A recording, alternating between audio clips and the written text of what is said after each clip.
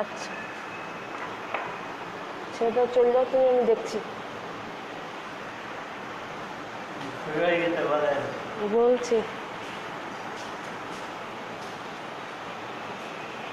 Hello স্টুডেন্টরা, তোমরা কেমন আছো? অনলাইনের ক্লাসের পক্ষ থেকে তোমাদের শুভেচ্ছা ও স্বাগতম।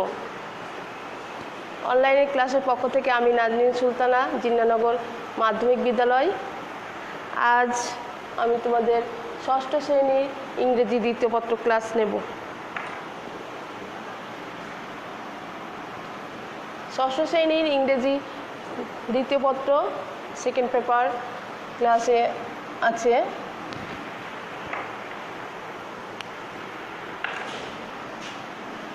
সেন্টেন্স। হ্যাঁ, সেন্টেন্স অর্থ হচ্ছে বাক্য।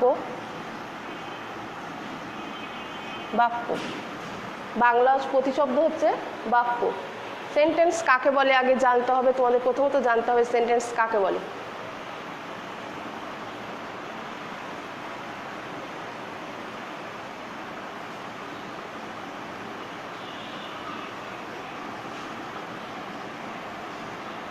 অর্থবোধক শব্দ সমষ্টিকে সেন্টেন্স বলে।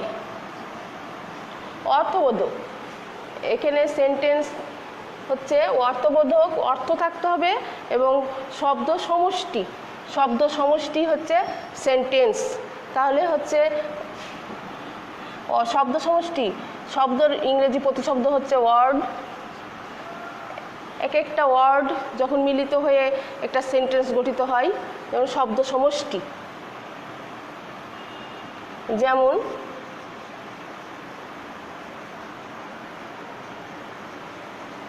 Sabina is a good girl. এইটা একটা ওয়ার্ড, এটা একটা ওয়ার্ড, এটা একটা। Sabina is a good girl, অনেকগুলো ওয়ার্ড একসাথে মিলিত হয়ে হয়েছে সেন্টেন্স, অনেকগুলো ওয়ার্ড, এবং এটাকে বাংলায় বলে বাক্য। এই অর্থবোধক শব্দ সমষ্টিকে সেন্টেন্স বলে। এবং অর্থবোধক শব্দ সমষ্টি বাংলায় হচ্ছে শব্দ, ইংরেজিতে ওয়ার্ড। সাবিনা একটা word, is a good girl, এই অর্থবোধক, এবং প্রত্যেকটার একটা অর্থ থাকবে। অর্থ না হলে সেন্টেন্স হয় না। যদি সাবিনা ইজ, তাহলে এটা কোনো সেন্টেন্স হয়নি। সাবিনা ইজ এ, এটাও সেন্টেন্স হয়নি। তারপরে সম্পূর্ণ করার জন্য আমাকে দিতে হয়েছে গুড গার্ল।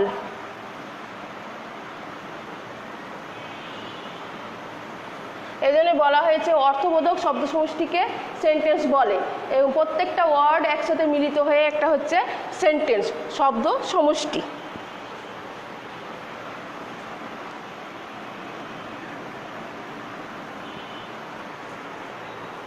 সেন্টেন্সের দুটি অংশ। কয়টি অংশ? দুটি অংশ। একটা হচ্ছে 1 নাম্বার সাবজেক্ট,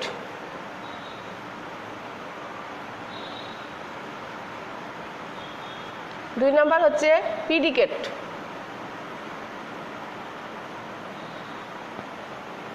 এটা হচ্ছে সাবজেক্ট মানে উদ্দেশ্য, এটা হচ্ছে বিধেয়। সাবজেক্ট প্রিডিকেট, একটা সেন্টেন্সের সাবজেক্ট আলাদা, প্রিডিকেট আলাদা। এবং সেন্টেন্সের প্রথমত দুটি অংশ, 1 নাম্বার হচ্ছে সাবজেক্ট, 2 নাম্বার হচ্ছে প্রিডিকেট। যেমন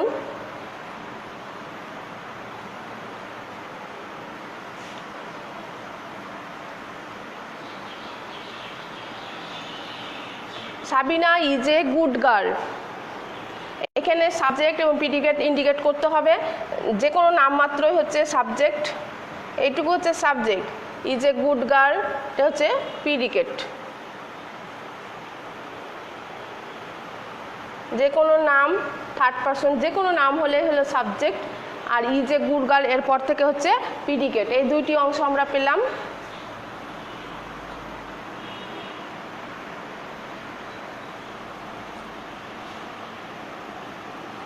আমরা আগেই জেনেছি সেন্টেন্স দুইভাবে করা যায়। সেন্টেন্স অর্থবোধক শব্দ সমষ্টিকে সেন্টেন্স বলে আগে, তারপর আমরা জানলাম সেন্টেন্সের কয়টি অংশ, দুইটি অংশ, সাবজেক্ট প্রিডিকেট। এবার আমরা জানবো সেন্টেন্স কয় প্রকার। সেন্টেন্স 5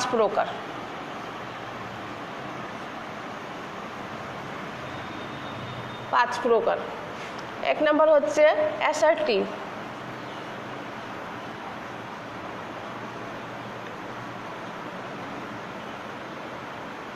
সেন্টেন্স 2 নাম্বার হচ্ছে ইন্টারোগেটিভ।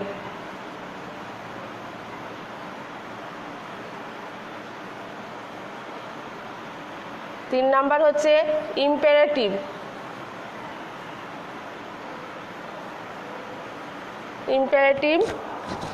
চার নাম্বার হচ্ছে অপটেটিভ।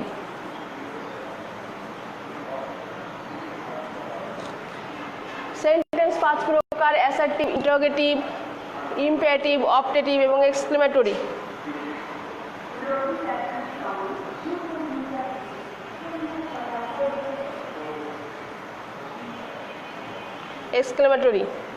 এই 5 প্রকার সেন্টেন্স আমরা দেখতে পেলাম। আগে জানলাম সেন্টেন্স কাকে বলে, তারপর সেন্টেন্সের কয়টি অংশ, তারপরে জানলাম সেন্টেন্স কয় প্রকার। 5 প্রকার সেন্টেন্স, এবং আমরা আরও জানবো সেন্টেন্সের গঠন প্রণালী, সেন্টেন্স কিভাবে হয়, অ্যাসার্টিভ থেকে নেগেটিভ, অ্যাসার্টিভ থেকে ইন্টারোগেটিভ, ইন্টারোগেটিভ থেকে অ্যাসার্টিভ কিভাবে হয়। যেমন অ্যাসার্টিভ সেন্টেন্স, এখানে আগে আমরা 1 নম্বরে পেয়েছি অ্যাসার্টিভ সেন্টেন্স, এটা আবার 2 প্রকার। 1 নম্বর হচ্ছে affirmative.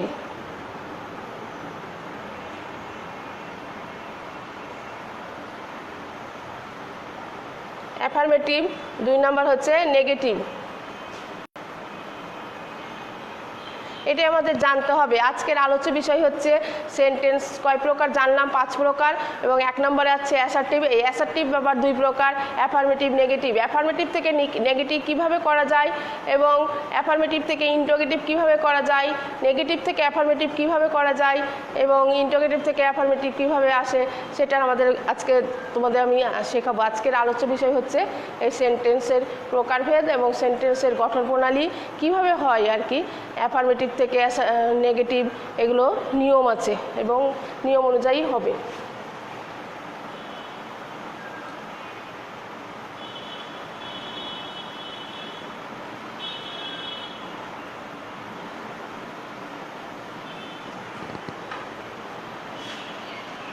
Assertive two negative,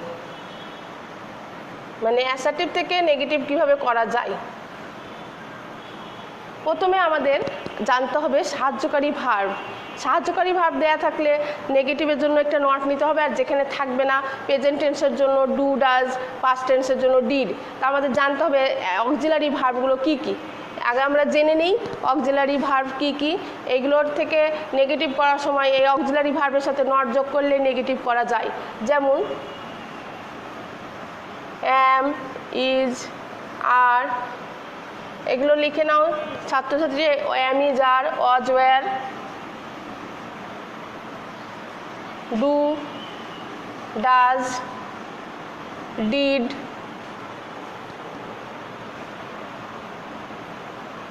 have, has, had,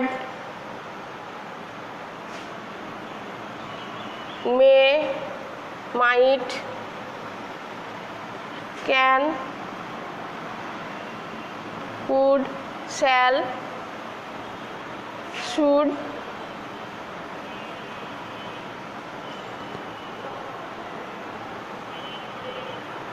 will, would, dare, dare,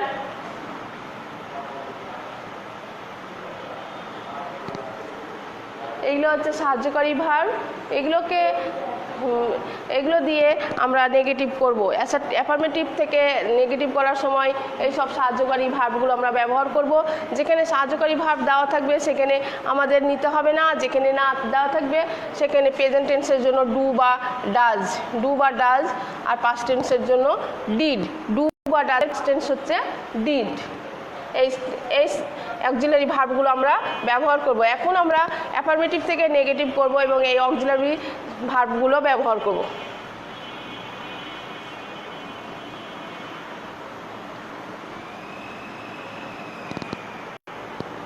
যেমন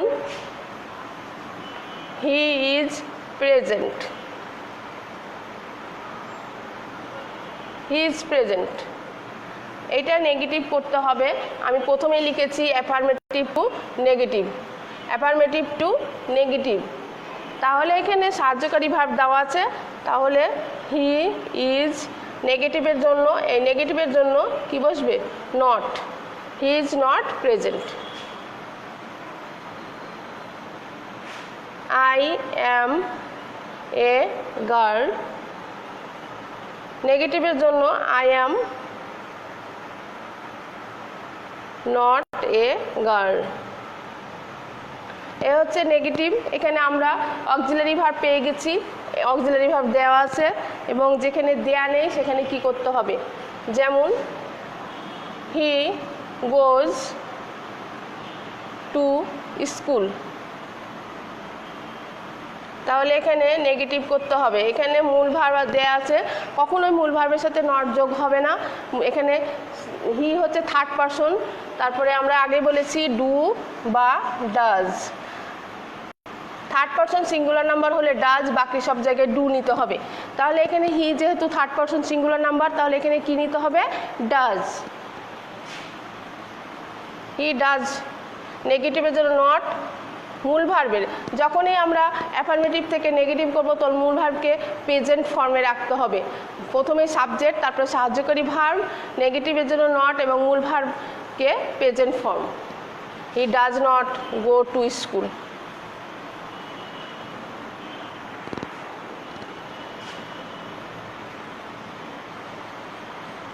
he does not go to school.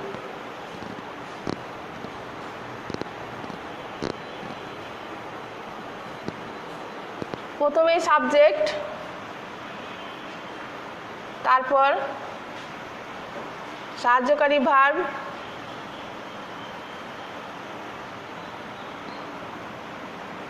Verb এবং মূল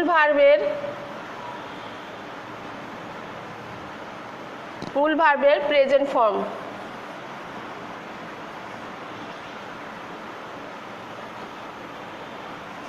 তারপর অবজেক্ট।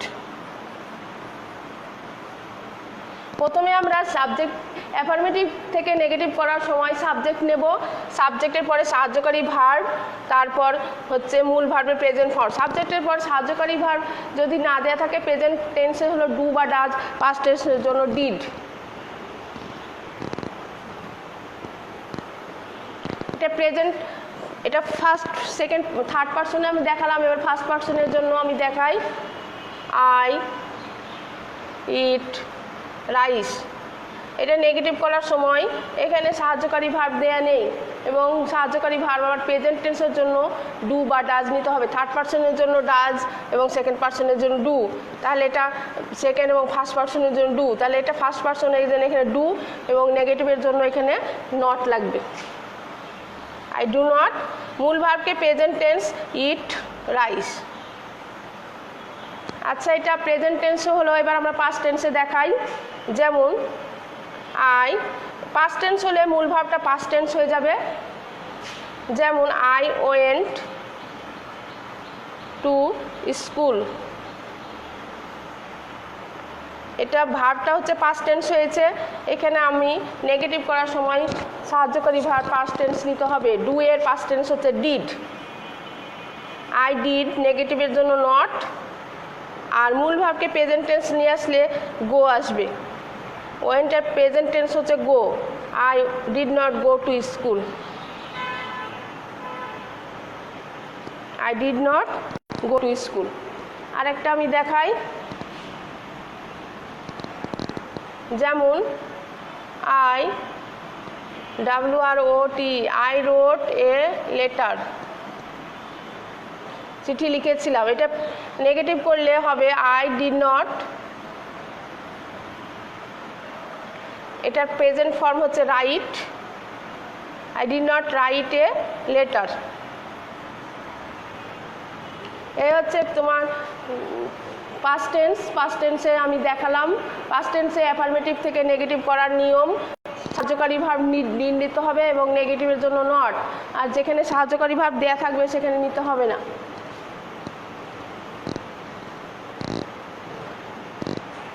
আরেকটা নিয়ম হচ্ছে যেমন আই হ্যাভ এ পেন, এটা নেগেটিভ করার সময় I have not a pen, এটাও হবে। আবার আরেকটা নিয়ম I do not have a pen, এটা আমরা ভার্ব ধরে নিতে পারি। আই হ্যাভ এ পেন আমরা এটা সরাসরি সাধারণত করে থাকি I have not a pen. এবং আরেকটি নিয়ম হচ্ছে আই ডু নট, আমরা এটা প্রেজেন্ট টেন্স নিলাম ডু নট, আর হ্যাভ এর present form have, I do not have a pen.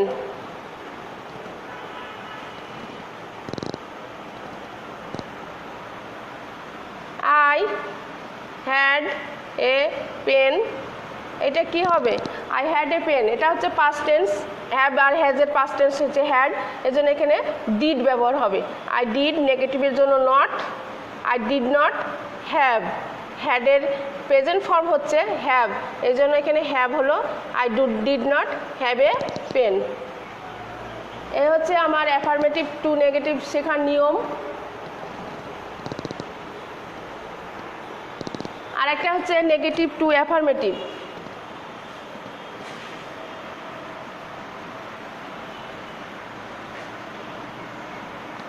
যেমন he does not eat rice, সে ভাত খায় না। এইটাকে আমি নেগেটিভ থেকে অ্যাফার্মেটিভ করলে আমাদের সাবজেক্ট বসাতে হবে, তারপর নেগেটিভ ফর্ম অ্যাফার্মেটিভ করলে হলো এটা থার্ড পারসন সিঙ্গুলার নাম্বার, এর জন্য ভার্বের সাথে এস বা ইএস যোগ হবে, তাহলে হি ইটস রাইস। বা he does not go to school, এটাকে অ্যাফার্মেটিভ করলে হবে হি, এখানে গো ভার্ব মূল ভার্ব, এটা he third person singular number, এর জন্য ভার্বের শেষে এস বা ইএস যোগ হবে, তাই he goes to school.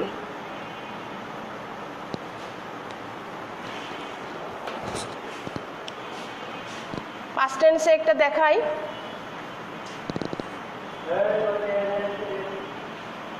C sang a, she did not sing a song, এটা হচ্ছে পাস্ট টেন্স এবং মূল ভার্বটা প্রেজেন্ট ফর্মে এসেছে। যখনই আমি এটা অ্যাফার্মেটিভ করব তখন মূল ভার্বটা পাস্ট টেন্স হয়ে যাবে, তাহলে হি স্যাং এ সং। এই হচ্ছে নিয়ম, এই নেগেটিভ থেকে অ্যাফার্মেটিভ করার নিয়ম। He did not sing a song, তাহলে এটা নেগেটিভ পাস্ট টেন্সে, এখানে ভার্বটা পাস্ট টেন্স করতে হবে এবং এখানে যেহেতু অক্সিলারি ভার্ব পাস্ট টেন্স হয়ে গেছে এজন্য মূল ভার্বটা প্রেজেন্ট ফর্ম। যেমন I did not play football, এটা অ্যাফার্মেটিভ করার সময় আই, যেহেতু এটা নেগেটিভ করা আছে এবং পাস্ট টেন্স করা আছে অক্সিলারি ভার্ব, এখন মূল ভার্বটা পাস্ট টেন্স করতে হবে। প্লের পাস্ট টেন্স হচ্ছে প্লেড, আই প্লেড ফুটবল। এই হচ্ছে আমার পাস্ট টেন্স নেগেটিভ থেকে অ্যাফার্মেটিভ আমি শিখালাম এবং এর আগে অ্যাফার্মেটিভ টু নেগেটিভ শিখেছি, এখন আমি নেগেটিভ থেকে অ্যাফার্মেটিভ করার নিয়মগুলো শিখালাম। আগে আমি তোমাদের বলেছি যেমন auxiliary verb am, is, are, was, were, have, has, do, does, did, may, might, can, could, এগুলো আমি শিখালাম। শ্যাল, শুড, উইল, উড, এগুলো ব্যবহার করতে হবে। অ্যাফার্মেটিভ থেকে নেগেটিভ করার সময় সেই অক্সিলারি ভার্বগুলো ব্যবহার করতে হবে এবং সেগুলো যদি দেয়া না থাকে তাহলে ডু, প্রেজেন্ট টেন্সের জন্য ডু বা ডাজ এবং পাস্ট টেন্সের জন্য ডিড। এবং নেগেটিভ থেকে অ্যাফার্মেটিভ করার সময় একই নিয়ম, সেই অক্সিলারি ভার্বগুলো দেয়া থাকবে, সেটা তুলে প্রেজেন্ট ফর্ম আসবে এবং পাস্ট টেন্সে পাস্ট ফর্ম আসবে। নেগেটিভগুলো উঠে প্রেজেন্ট ফর্মে অ্যাফার্মেটিভ করতে হবে।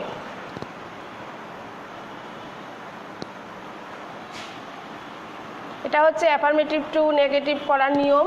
এবার আমি আরেকটি নিয়ম তোমাদের শিখাই, সেটা হচ্ছে অ্যাফার্মেটিভ টু ইন্টারোগেটিভ। ইন্টারোগেটিভ মানে প্রশ্নবোধক। I am a student.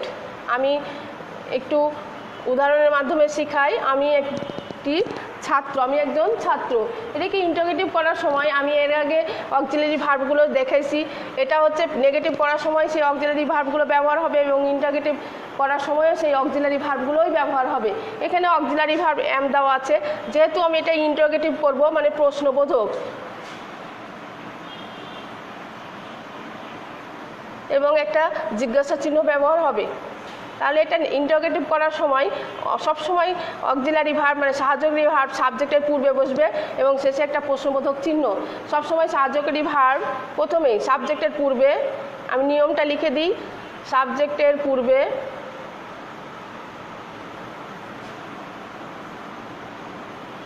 সাহায্যকারী ভার্ব, তারপর সাবজেক্টের পূর্বে সাহায্যকারী ভার্ব, তারপর মূল ভার্বের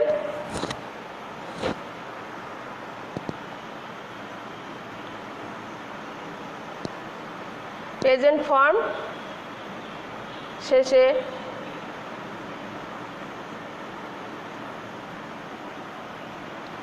প্রথমে অ্যাফার্মেটিভ থেকে ইন্টারোগেটিভ করার সময় সাহায্যকারী ভার্বগুলো পূর্বে বসবে, সাবজেক্টের পূর্বে সাহায্যকারী ভার্ব বসবে, তারপরে মূল ভার্বের প্রেজেন্ট ফর্ম, শেষে প্রশ্নবোধক চিহ্ন। তাহলে আমি উদাহরণের মাধ্যমে শিখাই দিই।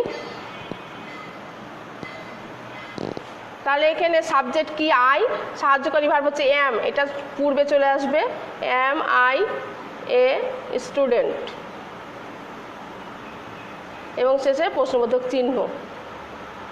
যেমন আই সি, আমি একটি পাখি দেখি, সি এ বার্ড। প্রশ্নবোধক করার সময় যেহেতু এখানে অক্সিলারি ভার্ব দেয়া নেই, আমি প্রথমেই বলেছি অক্সিলারি ভার্ব প্রেজেন্ট টেন্সে ডু বা ডাজ ব্যবহার হবে। থার্ড পারসন সিঙ্গুলার নাম্বার হলে ডাজ এবং বাকি সব জায়গায় ডু। তাহলে এখানে নিতে হবে, যেহেতু প্রশ্নবোধক এবং ইন্টারোগেটিভ করছি, তাহলে সাহায্যকারী ভার্ব আগে চলে যাবে, do I see a bird.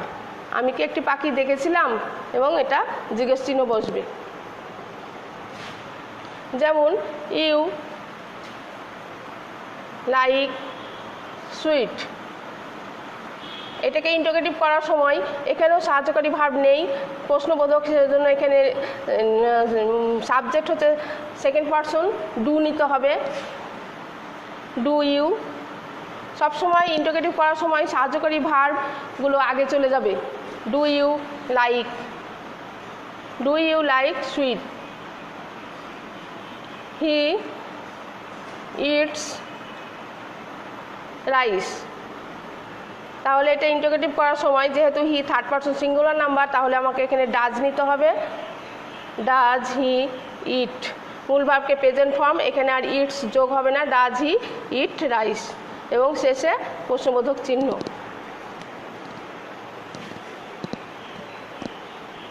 আমি একটা পাস্ট টেন্সে শিখাই দিই। যেমন আই ওয়েন্ট টু স্কুল, আমি স্কুলে গিয়েছিলাম। এটাকে ইন্টারোগেটিভ করার সময় যেহেতু এখানে অক্সিলারি ভার্ব দেয়া নেই এবং এটা ভার্বটা হচ্ছে পাস্ট টেন্সে, সাহায্যকারী ভার্ব ডিড নিতে হবে, ডিড আই, এবং মূল ভার্বকে প্রেজেন্ট ফর্ম যখনই নেগেটিভ বা নেগেটিভ বা ইন্টারোগেটিভ করি তখনই মূল ভার্বকে প্রেজেন্ট ফর্ম রাখতে হবে। সব সময় দেখতে হবে যেটা অ্যাফার্মেটিভ থেকে নেগেটিভ বা ইন্টারোগেটিভ করার সময় মূল ভার্বটা প্রেজেন্ট ফর্মে চলে আসবে। এইটার পাস্ট টেন্স বা অন্য টেন্সে থাকবে না, সবসময় প্রেজেন্ট ফর্ম। তাহলে did I go to school. যেমন আই স এ বার্ড, আমি একটি পাখি দেখেছিলাম। এটা ইন্টারোগেটিভ করলে এখানে আবার ডিড নিতে হবে, ডিড আই, স এর প্রেজেন্ট ফর্ম হচ্ছে see, did I see a bird. এবং এটা প্রশ্নবোধক হবে, কারণ এটা ইন্টারোগেটিভ করছি এজন্য মূল ভার্বের পূর্বেই সাহায্যকারী ভার্ব চলে গেছে এবং শেষে প্রশ্নবোধক চিহ্ন। আচ্ছা, আমি তোমাদের প্রথমেই শিখালাম আজকের আলোচ্য বিষয় ছিল সেন্টেন্স। সেন্টেন্স কাকে বলে আমি বলেছি, অর্থবোধক শব্দ সমষ্টিকে সেন্টেন্স বলে। সেন্টেন্সের কয়টি অংশ এটা আমি দেখিয়েছি, যেমন সাবজেক্ট, প্রিডিকেট, উদ্দেশ্য এবং বিধেয়। আবার জানিয়েছি আমরা সেন্টেন্স 5 প্রকার: assertive, interrogative, imperative, optative, exclamatory. এবং প্রথম 1 নম্বর হচ্ছে অ্যাফার্মেটিভ অ্যাসার্টিভ সেন্টেন্স। অ্যাসার্টিভ সেন্টেন্সকে 2 ভাগে ভাগ করা যায়, একটা হচ্ছে অ্যাফার্মেটিভ, 2 নম্বর হচ্ছে নেগেটিভ। আমি এইটাই আজকের আলোচ্য বিষয় যে অ্যাফার্মেটিভ থেকে কীভাবে নেগেটিভ করা যায়। আমি প্রথমেই শিখিয়েছি অ্যাফার্মেটিভ থেকে নেগেটিভ করার সময় প্রথমে সাবজেক্ট, তারপরে সাহায্যকারী ভার্ব এবং নেগেটিভের জন্য নট, তারপর মূল ভার্বের প্রেজেন্ট ফর্ম। আমি আরেকটি শিখিয়েছি যেমন অ্যাফার্মেটিভ থেকে ইন্টারোগেটিভ, সেটাও হচ্ছে সাহায্যকারী ভার্বগুলো সাবজেক্টের পূর্বে বসবে, তারপর সাবজেক্ট এবং মূল ভার্বের প্রেজেন্ট ফর্ম এবং শেষে প্রশ্নবোধক চিহ্ন। তোমরা ভালোভাবে শিখে আসবে এবং আগামী দিন আরও আমি সেন্টেন্সের বিস্তারিত শেখাবো। আজকে এখানেই শেষ। আল্লাহ হাফেজ, ভালো থেকো।